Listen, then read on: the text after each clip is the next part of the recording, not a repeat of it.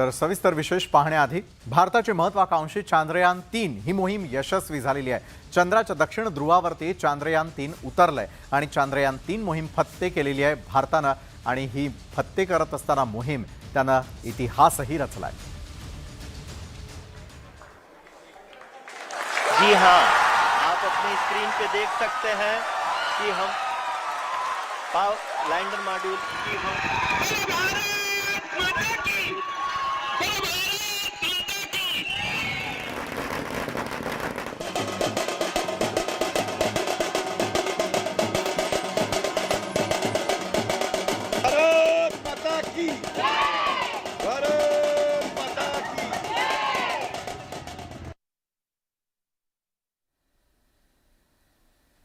भारताच्या दक्षिण ध्रुवावरती यशस्वीपणे तिरंगा फडकावण्यात आलेला आहे। भारताचं चांद्रयान-3 हे चंद्रावर यशस्वीपणे उतरलेलं आहे आणि चंद्राच्या दक्षिण ध्रुवावरती जाणारा भारत हा पहिला देश ठरलाय। इस्रोनं आणखी एक ऐतिहासिक गगनभरारी घेतलेली आहे। भारताचा झेंडा आता चंद्रावरती पाहण्यास मिळतोय। इस्रोला मिळालेलं हे सर्वात मोठं यश आहे। तारीख 23 ऑगस्ट 2023, वेळ 6:04। चंद्रयान-3च्या लँडरनं चंद्राच्या पृष्ठभागावर सॉफ्ट लँडिंग केलं आणि भारत चंद्राच्या दक्षिण ध्रुवावर उतरणारा जगातील पहिला देश ठरला। चंद्रयान-3 मोहीम फत्ते करून भारतानं केवळ ऐतिहासिक कामगिरी केली असं नाही, तर जागतिक पातळीवर अंतराळ मोहिमेत नवा इतिहास रचलाय। 23 ऑगस्ट 2023 हा दिवस भारतासाठी सुवर्ण दिन ठरला। भारताची अंतराळ संशोधन संस्था इस्रोनं चांद्रयान-3 मिशन यशस्वी केलंय। चंद्रयान-3नं अखेरच्या 30 मिनिटात चंद्राच्या अंतिम कक्षेतील 25 किलोमीटरचा प्रवास केला। लँडर हळूहळू चंद्राच्या पृष्ठभागाच्या दिशेनं सरकलं। 5:30 या प्रक्रियेला सुरुवात झाली। 5:40 लँडरनं व्हर्टिकल लँडिंग केलं। त्यावेळी लँडर चंद्रापासून केवळ 3 किलोमीटर अंतरावर होतं। 6:04 लँडरनं चंद्राच्या पृष्ठभागाला स्पर्श केला। सॉफ्ट लँडिंग नंतर इस्रोच्या कमांड सेंटरसह देशभरात एकच जल्लोष पाहायला मिळाला। And I want to thank you also for each and everyone who prayed with us in the last many days, who wanted this success to happen in ISRO. I thank all those people in all around the country and maybe beyond the country for their blessings and wishes and affection that he has given to each one of us for doing this work for the last so many years. खरं तर यापूर्वी भारतानं चंद्रयान-1 आणि चंद्रयान-2 ही अंतराळ मोहीम राबवली होती। चंद्रयान-2 मोहिमेदरम्यान सॉफ्ट लँडिंग करण्यात इस्रोला अपयश आलं होतं। त्यामुळे चंद्रयान-3 कडे भारतासह अवघ्या जगाचं लक्ष लागलं होतं। भारतानं चंद्रावर सॉफ्ट लँडिंग करून जगाला आपलं अंतराळ संशोधन सामर्थ्य दाखवून दिलंय। Bureau report, news 18 Lokmat. Chandrayaan मोहीम यशस्वी झाली आणि देशभरामध्ये जल्लोष सुरू झाला। भारतीय शास्त्रज्ञांनी देशाच्या प्रगतीचा झेंडा चंद्रावर रोवला। हा ऐतिहासिक क्षण अनुभवता आल्यानं शास्त्रज्ञांवर कौतुकाचा वर्षाव होतोय। Final phase of the power descent. People are applauding. Let us all wait to hear. चांद्रयान-3 मोहीम शास्त्रज्ञांनी फत्ते केली। S. Somnath. भारताचा झेंडा चंद्रावर फडकला। इस्रोतील शास्त्रज्ञांनी टाळ्यांचा कडकडाट करून आनंद व्यक्त केला। त्यानंतर भारतासह जगभरात जिथे जिथे भारतीय आहेत तिथे अक्षरशः दिवाळी सुरू झाली आहे। विद्यार्थ्यांनी नाचून त्यांचा आनंद व्यक्त केला। ठिकठिकाणी ढोलताशे वाजवून, मिठाई वाटून, केक कापून देशाच्या यशाचं सेलिब्रेशन करण्यात आलं।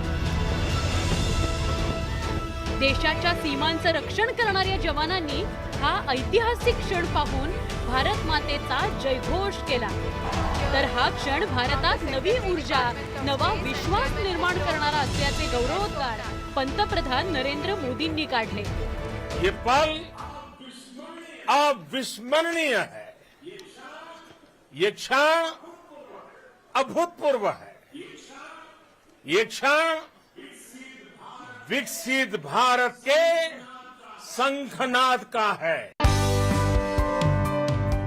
दक्षिण ध्रुव फत्ते करणारा भारत हा जगातला पहिला देश ठरलाय. भारतीय यान यशस्वीपणे चंद्रावर उतरवण्याचा महत्त्वाचा टप्पा संध्याकाळी 6:04 पार पडला. हा क्षण मुख्यमंत्री एकनाथ शिंदे यांनी डोळ्यात साठवला.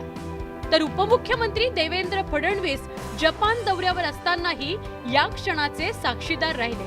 उपमुख्यमंत्री अजित पवारांनी देखील हा अभिमानास्पद क्षण साजरा केला. या चांद्रयान 3 या मोहिमेमध्ये ज्यांनी योगदान दिलं ते सर्व शास्त्रज्ञ, संशोधक, तंत्रज्ञ सगळे ज्यांनी याच्यामध्ये सहभाग घेतला त्यांचं मनापासून अभिनंदन. जपानमधील आणि टोकियोमधील मोठ्या प्रमाणात जी काही आमची भारतीय कम्युनिटी होती त्यांच्यासोबत त्यांच्या उत्साहामध्ये सामील होत मला चंद्रयान मिशन पाहता आलं. याचा मला विशेष आनंद आहे आणि त्यांच्या चेहऱ्यावरचा आनंद आणि त्यांचा उत्साह हा माझा देखील उत्साह वाढवणारा होता. आजचा दिवस हा खरोखर अत्यंत महत्त्वपूर्ण असा दिवस आहे. इस्रोनं सतीश धवन प्रक्षेपण केंद्र श्रीहरिकोटातून 14 जुलैला चांद्रयान 3चं प्रक्षेपण केलं होतं. त्यानंतर 40 दिवसांनी भारतानं जगाला आश्चर्यचकित करण्याची किमया करून दाखवली. या यशाबद्दल राष्ट्रवादी काँग्रेसचे अध्यक्ष शरद पवार यांनी शास्त्रज्ञांचं कौतुक केलंय. आजचा दिवस हा एक प्रकारचा ऐतिहासिक दिवस आहे. संपूर्ण विश्वाचं लक्ष ज्याकडे होतं. इस्रोच्या शास्त्रज्ञांनी घेतलेल्या अविरत मेहनतीचं अखेर सोनं झालं. चांद्रयान 2चं अपयश पुसून काढण्यात शास्त्रज्ञांना यश आलंय. नव्या भारतानं घेतलेली भरारी जगानं पाहिली. शास्त्रज्ञांमुळे भारतीयांनी 3 महिन्यांआधीच दिवाळी साजरी केली असं म्हटलं तर अतिशयोक्ती ठरणार नाही. Bureau report, news 18 Lokmat. पक्षप्रमुख उद्धव ठाकरेंनी आगामी निवडणुकांच्या दृष्टीने मोर्चे बांधणी सुरू केली आहे. जळगाव जिल्ह्यातल्या 5 मतदारसंघांवर शिवसेना ठाकरे गटानं लक्ष केंद्रित केलं. जळगाव जिल्ह्याचा दौरा करून उद्धव ठाकरे 5 मतदारसंघांची चाचपणी करणार आहेत.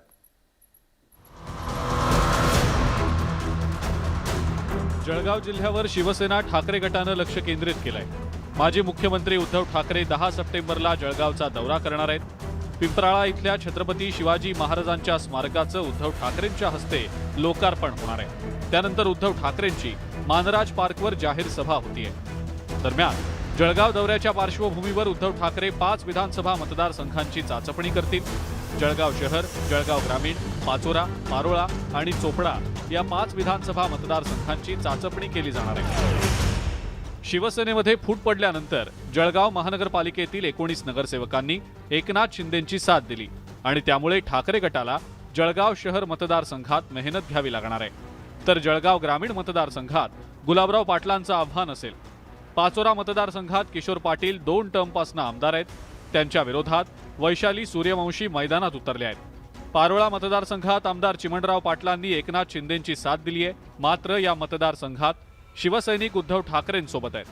तर चोपडा मतदारसंघातील आमदार लता सोनवणेंच्या विरोधात ठाकरे गटासमोर एक नवा चेहरा शोधण्याचं आव्हान निर्माण झालंय. तर उद्धव ठाकरेंच्या सभेमुळे जिल्ह्यातलं वातावरण बदलणार असल्याचा विश्वास पक्षाच्या पदाधिकाऱ्यांनी व्यक्त केला आहे. लगेच मानराज पार्क या ग्राउंडवर जाहीर सभा देखील होणार आहे आणि या जळगाव जिल्ह्यामध्ये साहेब येणार असल्यामुळे जळगाव जिल्ह्यामध्ये शिवसैनिकांमध्ये चैतन्याचे वातावरण निर्माण झालेलं आहे. पक्षामध्ये फूट पडण्याच्या आधी दौरे केले असते तर फायदा झाला असता. मात्र आता काहीही उपयोग होणार नाही असा टोला शिवसेनेकडून ठाकरे गटाला लगावण्यात आलेला आहे. गेल्या अनेक वर्षापासून उद्धव ठाकरे कधीच या ठिकाणी आलेले नव्हते आणि आता कसं काय अचानक त्यांना एकदम पक्ष बांधणीचं आणि नियोजन लक्षात येतं आहे आम्हाला कल्पना नाही, पण याचा परिणाम कुठल्याच शिवसैनिकावर या ठिकाणी होणार नाही आहे. शिवसेनेसोबत गेलेल्या आमदारांच्या मतदारसंघात ठाकरे गटानं जोरदार ताकद लावलेली आहे. शिवसेनेसोबत असलेल्या आमदारांना धडा शिकवण्यासाठी ठाकरे गट मैदानात उतरलाय. आता मतदार मात्र कुणाच्या बाजूनं कौल देतात हे मतदानानंतरच स्पष्ट होईल. नितीन नांदुरकर, न्यूज 18 लोकमत, जळगाव. पुणे मनपानं मोठा गाजावाजा करून समान पाणी वाटप योजना हाती घेतली. या महत्वाकांक्षी योजनेसाठी आतापर्यंत 900 कोटी रुपयांचा खर्च झालेला असून योजनेचा निर्धारित कालावधीही संपलाय. पण एवढं करूनही दररोज मनपाच्या अंडरग्राऊंड पाईपलाईनमधून दररोज 7 कोटी लिटर पाण्याची गळती होत असल्याची धक्कादायक बाब समोर येते. नेमकं काय घडतंय जाणून घेऊयात आमच्या या ग्राउंड रिपोर्टमधून. पुण्यात समान पाणी योजनेलाच गळती. दररोज 7 कोटी लिटर पाण्याची गळती. योजना नेमकी पूर्ण होणार तरी कधी? पाण्याची नासाडी थांबणार तरी कधी?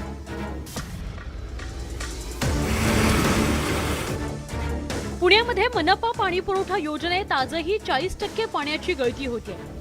हीच गळती थांबवण्याकरता पुणे मनपानं 2016 साली 2100 कोटींची 24/7 ही समान पाणी पुरवठा योजना सुरू केली.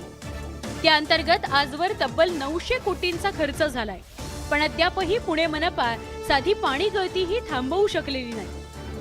कंत्राटदार सल्लागारानं चुकीचा TPR केल्यामुळे पालिकेवर ही नामुष्की उडवल्याचा आरोप पुणे मनपाचे माजी विरोधी पक्षनेते उज्ज्वल केसकर यांनी केलाय. दोघंही पेट्रोल पंप मालक आहेत. अशा लोकांच्याकडे जर हे काम सोपवलं तर मला असं वाटतं की याच्यापेक्षा वेगळे रिझल्ट मिळणार नाहीत. सरकारने, महानगरपालिकेने याच्यामध्ये अजून लक्ष घालून याच्यामध्ये सुधारणा करावी.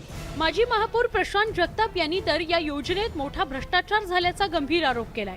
पुणे महानगरपालिकेच्या स्थापनेपासूनच्या आतापर्यंतच्या एकूण योजनांपैकी सगळ्यात मोठा भ्रष्टाचार म्हणून याच्याकडे आपण पाहिलं पाहिजे. त्याचं कारण असं आहे की मी ज्या वानवडीमध्ये प्रतिनिधित्व करतो, मी ज्या भागामध्ये आज नगरसेवक म्हणून मधल्या काळामध्ये कामकाज करतो, इथं कुठल्याही प्रकारच्या पाण्याच्या लाईन टाकण्यात आलेल्या नाहीयेत. हीच परिस्थिती सगळ्या शहरामध्ये आहे. आम्ही या संदर्भात या योजनेचे प्रमुख अधीक्षक अभियंता नंदकिशोर जगताप यांच्याशी संपर्क साधला. तेव्हा त्यांनीही पाणी गळती होत असल्याचं मान्य केलं. तसंच या योजनेच्या माध्यमातून आतापर्यंत किती आणि काय कामं झाली आहेत याची यादीच त्यांनी वाचून दाखवली. टाक्याच्या नंतर सुद्धा मोठ्या प्रमाणात गळती आहे. पण ती गळती शोधायची झाली तर पहिल्यांदा पाण्याचं ऑडिट करायला लागेल आपल्याला. आणि पाण्याचं ऑडिट करण्यासाठी टाक्याच्या नंतरचा जो संपूर्ण टाकीवर वितरण होणारा भाग आहे त्याच्यामध्ये मीटर्स बसवणं गरजेचं आहे. पुणे शहरात आतापर्यंत 40% मीटर बसवून झालेत. पण असं असतानाही मोठ्या प्रमाणात पाण्याची गळती होतीये. त्यामुळे पुणे मनपाच्या पाणी पुरवठ्याचं ऑडिट होणं गरजेचं आहे. तसंच जुनाट झालेल्या सगळ्या पाईपलाईन्स बदलल्या तरच ही पाणी गळती कमी होऊ शकेल. व्हिडिओ जर्नलिस्ट गणेश कदमसह चंद्रकांत पुंदे, न्यूज 18 लोकमत, पुणे. कोल्हापूरच्या शिवाजी विद्यापीठामधून प्रकाशित करण्यात आलेल्या काही शोधनिबंधांवरती एका विद्यार्थ्यानं आक्षेप घेतलाय. काही शोधनिबंध कॉपी पेस्ट करून इतरांचे आपल्या नावावरती प्रकाशित करण्याचा प्रकार घडल्याचा संशय व्यक्त केलेला आहे. परिणामी विद्यापीठानंही हे प्रकरण गांभीर्यानं घेतलंय.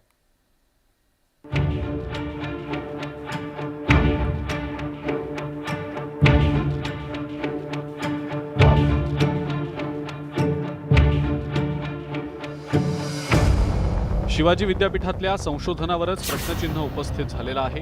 डॉक्टर राजवर्धन कापशीकर या विद्यार्थ्यानं सर्व पुरावे सादर करत कॉपी पेस्ट संशोधनाची 22 प्रकरणं पुराव्यांसह सादर केली आहेत. वनस्पतीशास्त्र, रसायनशास्त्र, नॅनो टेक्नॉलॉजी, सूक्ष्मजीवशास्त्र विभागातील शोध निबंध प्रकरणी संशय व्यक्त करत चौकशी करण्याची मागणी करण्यात आलेली आहे.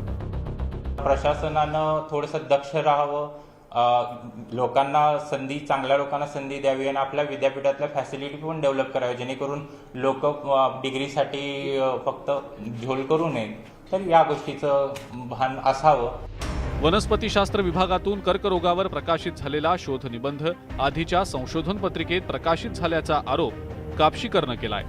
एका संशोधकानं एकाच आठवड्याच्या फरकानं स्वतःचा शोध निबंध 2 वेगळ्या संशोधन पत्रिकेत प्रकाशित केला. सूक्ष्मजीवशास्त्र विभागात यापूर्वी प्रकाशित झालेल्या संशोधनाची संकल्पना अमेरिकन संशोधन पत्रिकेतून घेण्यात आली. ॲग्रोकेमिकल अँड पेस्ट मॅनेजमेंट आणि सूक्ष्मजीवशास्त्र विभागानं संयुक्तरित्या प्रकाशित केलेल्या शोध निबंधातील माहिती आधीच प्रकाशित झालेल्या शोध निबंधातील असल्याचा संशय व्यक्त करण्यात आलेला आहे.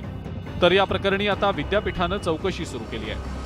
जे काही विद्यापीठाला पत्र दिलेले आहेत त्या अनुषंगानं त्या तज्ज्ञ प्राध्यापकांना आपण त्यांचा अभिप्राय विचारलेला आहे आणि त्यावर यांचं म्हणणं काय आहे हे विचारलेलं आहे. आणि त्यामुळे निश्चितच त्यांचा अभिप्राय आल्यानंतर आम्ही थोडीफार चौकशी अधिक करणार आहोत आणि त्यातून निर्णय आम्हाला घेता येईल. नव्या संशोधनामुळे विद्यापीठाचा नावलौकिक वाढत असतो आणि त्याचा फायदा विद्यार्थ्यांना होत असतो. मात्र शिवाजी विद्यापीठातील संशोधनच संशयाच्या भोवऱ्यात सापडलंय. ज्ञानेश्वर साळोखे, न्यूज 18 लोकमत, कोल्हापूर. सविस्तर विशेष जाणून घेण्याआधी एक नजर या क्षणाच्या सर्वात मोठ्या आणि महत्त्वाच्या बातमीवर. इस्रोनं चंद्राचा फोटो आता ट्विट केलेला आहे. चंद्रावरती लँडिंग केलेल्या जागेचा हा फोटो आहे. लँडरनं चंद्रावरील पहिला फोटो पाठवल्याची या क्षणाची ब्रेकिंग न्यूज. चांद्रयान 3 मोहीम यशस्वी झाल्यानंतर चंद्रावरती सॉफ्ट लँडिंग झालेलं आहे आणि लँडरनं चंद्रावरील पहिला फोटो टिपलेला आहे आणि तो भारतात पाठवला आहे. इस्रोनं या चंद्राचा फोटो ट्विट केलेला आहे. चंद्रावरती ज्या ठिकाणी हे लँडिंग करण्यात आलेलं आहे त्या ठिकाणचा हा फोटो आता उपलब्ध झालेला आहे. इस्रोनं चंद्राचा फोटो ट्विट केलेला आहे. चंद्रावरती लँडिंग केलेल्या जागेचा हा फोटो आहे आणि लँडरनं चंद्रावरील हा पहिला फोटो पाठवलेला आहे. चांद्रयान 3 मोहिमेची संपूर्ण जगभराला उत्सुकता लागलेली असताना आलेला सगळ्यात पहिला फोटो न्यूज 18 लोकमतवर आपण यावेळेला पाहतोय. चंद्रावरती गेल्यानंतर ज्या ठिकाणी त्याचं लँडिंग करण्यात आलेलं आहे त्या ठिकाणच्या जागेचा हा पहिला फोटो टाकण्यात आलेला आहे. इस्रोनं चंद्राचा हा फोटो ट्विट केलेला आहे. चंद्रावरती लँडिंग केलेल्या जागेचा हा फोटो आहे.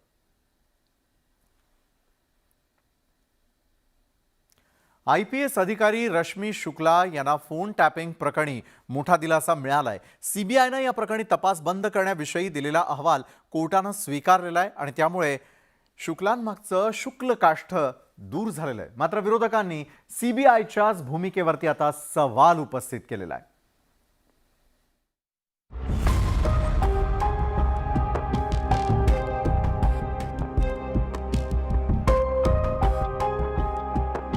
महाविकास आघाडी सरकारच्या काळामध्ये गाजलेल्या फोन टॅपिंग प्रकरणावर आता पडदा पडणार आहे. कारण या प्रकरणी CBIनं तपास बंद करण्याविषयीचा अहवाल कोर्टानं स्वीकारलाय आणि त्यामुळे फोन टॅपिंग प्रकरणाची फाईल बंद होणार आहे. महाविकास आघाडी सरकारच्या काळातलं हे फोन टॅपिंग प्रकरण चांगलंच गाजलेलं होतं. 2019 मध्ये राज्यात महाविकास आघाडी सरकारच्या स्थापनेदरम्यान महाविकास आघाडीतल्या काही प्रमुख नेत्यांचे फोन टॅप करण्यात आल्याचा आरोप केला गेला होता. त्यावेळेला गुप्तवार्ता विभागानं रश्मी शुक्ला यांच्या सांगण्यावरनं हे फोन टॅप केले होते. बनावट नावं सांगून नेत्यांचे फोन टॅप करण्यात आलेले होते आणि त्यामुळे रश्मी शुक्ला कायद्याच्या कचाट्यात अडकलेल्या होत्या. काँग्रेसचे नेते नाना पटोले, संजय राऊत, बच्चू कडू, माजी आमदार आशिष देशमुख यांचे फोन टॅप केल्याप्रकरणी रश्मी शुक्लांच्या विरोधात ठपका ठेवण्यात आलेला होता. विधिमंडळ अधिवेशनात हा मुद्दा गाजला होता आणि त्यानंतर शुक्ला यांच्या विरोधात महाविकास आघाडी सरकारनं गुन्हा दाखल केला होता. पुण्यातल्या बंड गार्डन पोलीस ठाण्यात शुक्लांच्या विरोधात गुन्हा दाखल झाला होता. दरम्यान रश्मी शुक्ला केंद्रीय प्रतिनियुक्तीवर CRPF मध्ये गेल्या होत्या. इकडे महाविकास आघाडी सरकारनं हे प्रकरण मुंबई सायबर सेलकडे सोपवलेलं होतं आणि त्यामुळे रश्मी शुक्लांच्या अटकेची शक्यता वर्तवली जात होती. मात्र 2022 मध्ये राज्यामध्ये सत्तांतर झालं आणि रश्मी शुक्लांना फोन टॅपिंग प्रकरणी मोठा दिलासा मिळाला. CBIनं या प्रकरणी तपास बंद करण्याचा निर्णय घेतला. पण आता CBIनं घेतलेल्या या भूमिकेवर विरोधकांनी सवाल उपस्थित केलाय. ईडीचं सरकार आल्या क्लीन चिट दिली पण कोर्टाने त्यांना त्या गोष्टीमध्ये सरकारला तासलं. पण आता हे प्रकरण CBIला देऊन CBIने कुठल्या कारणावर रश्मी शुक्लाला क्लीन चिट दिली? मला उत्तर मिळायला पाहिजे होतं ना. माझा फोन टॅप करतात मला उत्तर दिलं गेलं नाही आणि यामधून उलट हे बाईंना क्लीन चिट मिळाली मॅडमला. म्हणजे हे तर उलटच झालं. फोन टॅपिंग प्रकरणावरनं बरंच राजकारण रंगलं. तसंच एकमेकांची राजकीय कोंडी करण्यासाठी तत्कालीन सत्ताधारी आणि विरोधकांकडून या प्रकरणाचा वापर करण्यात आलेला होता. मात्र सत्तांतरानंतर सगळं चित्र बदलून गेलंय. Bureau report, news 18 Lokmat.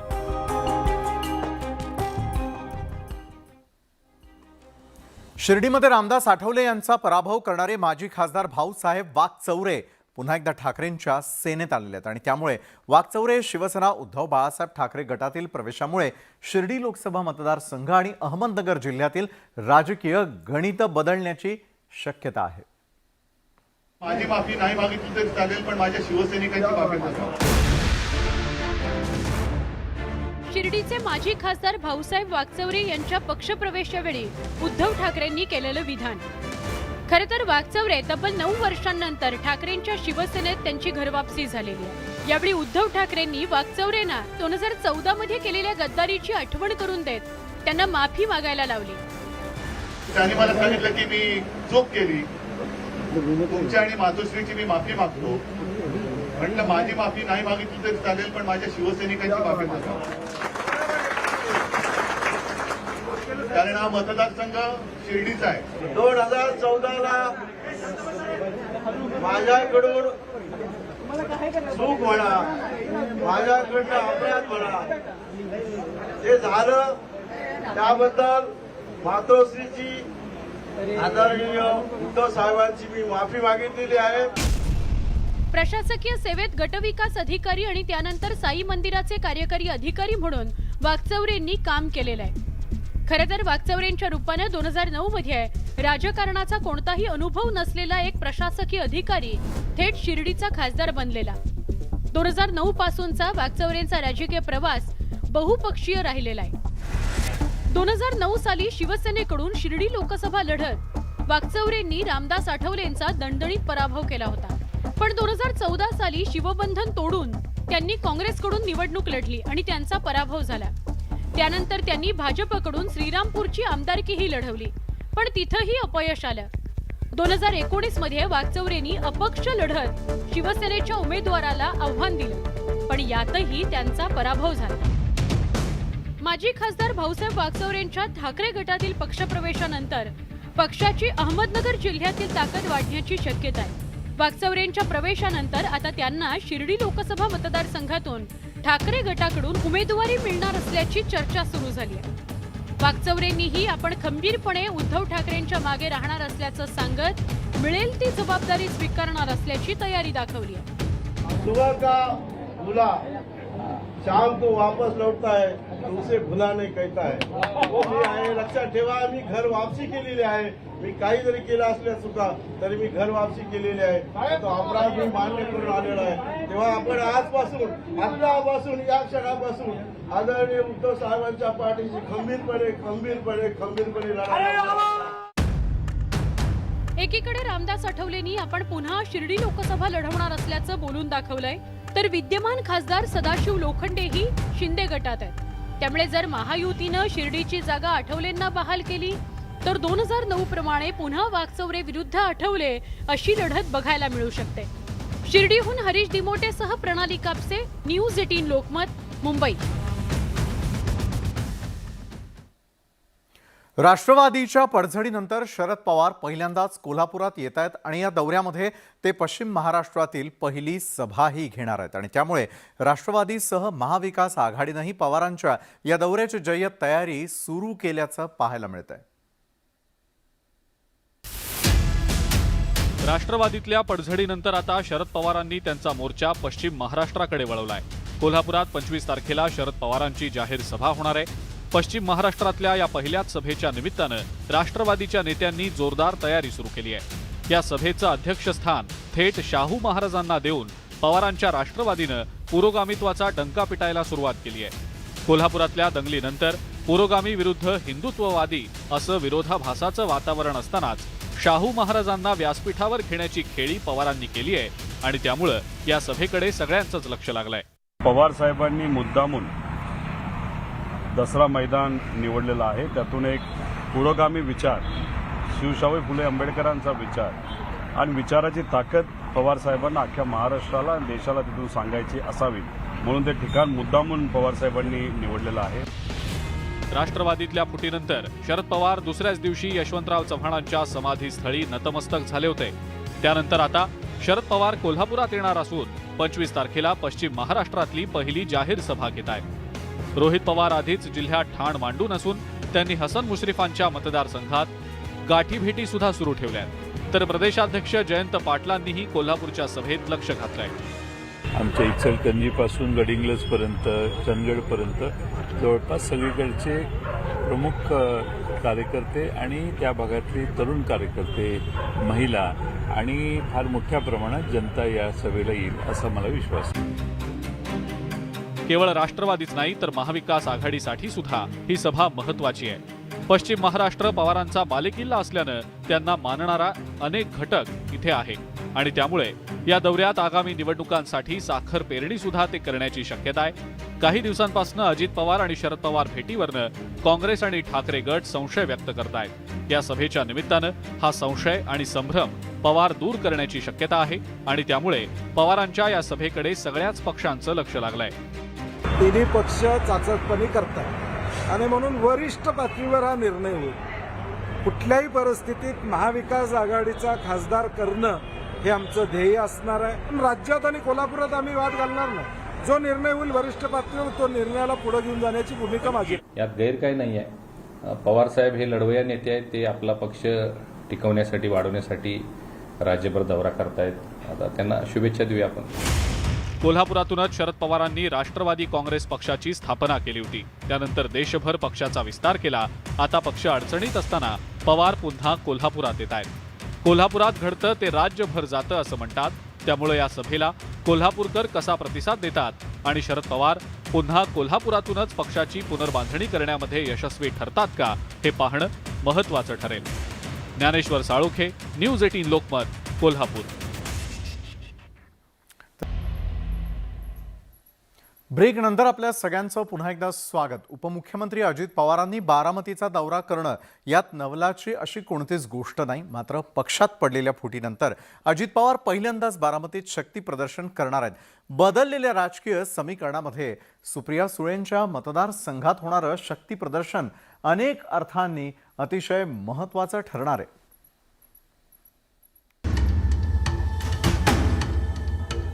Ajit पवारांनी 2 जुलैला उपमुख्यमंत्री पदाची शपथ घेत महायुतीत प्रवेश केला. त्यांच्या शपथविधीमुळे राष्ट्रवादी काँग्रेसमधली फूट अधोरेखित झाली. बारामती लोकसभा आणि विधानसभा मतदारसंघ पवार कुटुंबाचे बालेकिल्ले म्हणून ओळखले जातात. सुप्रिया सुळे लोकसभा मतदारसंघाचं तर अजित पवार विधानसभा मतदारसंघाचं प्रतिनिधित्व करतात. त्यामुळेच एकाच मतदारसंघात दोन्ही पक्षाचं बळ किती हे 26 ऑगस्टला अजित पवारांच्या दौऱ्यामुळे लक्षात येणार. उपमुख्यमंत्री झाल्यावर अजित पवार पहिल्यांदाच बारामतीत येणार असल्यानं त्यांच्या दौऱ्याला विशेष महत्त्व आहे. अधिकाऱ्यांशी संपर्कामध्ये आहे आणि लवकरच मी बारामतीला जाणार आहे.